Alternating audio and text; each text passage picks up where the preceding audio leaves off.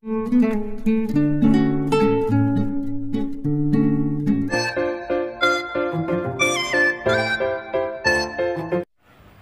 একটা গ্রামে একটা সবজি বিক্রেতা সবজি বিক্রি করতে আসতো।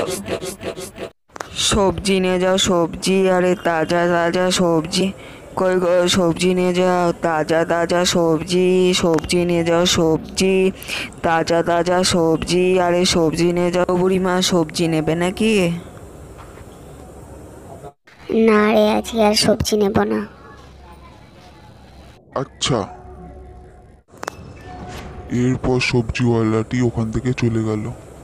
সবজি নেবে গো সবজি, তাজা তাজা তাজা সবজি, সবজি নেবে গো সবজি, তাজা তাজা সবজি। এরপর সে তার বাড়িতে ফিরে যায়।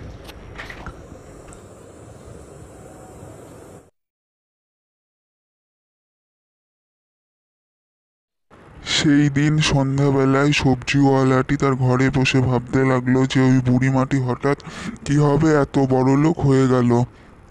এই সমস্ত কিছু জানার জন্য সে রাত্রিবেলায় বুড়িমার খোঁজে এবং সে বাড়িটির খোঁজে বেরিয়ে পড়ল।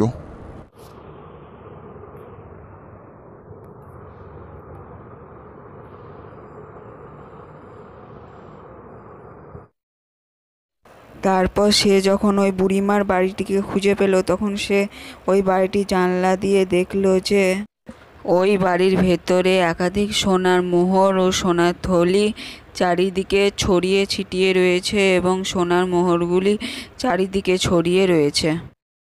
এরপর সবজিওয়ালাটির মনে লোভ জন্মায় এবং সে ওই বাড়িটির মধ্যে ঢুকে পড়ে। আর যে সেই না ঘরের ভিতর ঢুকে, এমনি বুড়িমা এবং তার ছেলে তাকে হাতে নাতে ধরে ফেলে। সবজিওয়ালাটি যখন সবার সামনে ক্ষমা চায়, তখন ওই বুড়িমা এবং তার ছেলে সবজিওয়ালাটাকে ক্ষমা করে দেয়। ছোট্ট বন্ধুরা, আমরা আজকের এই গল্প থেকে শিখলাম যে কখনো অপরের জিনিসে লোভ করতে নেই।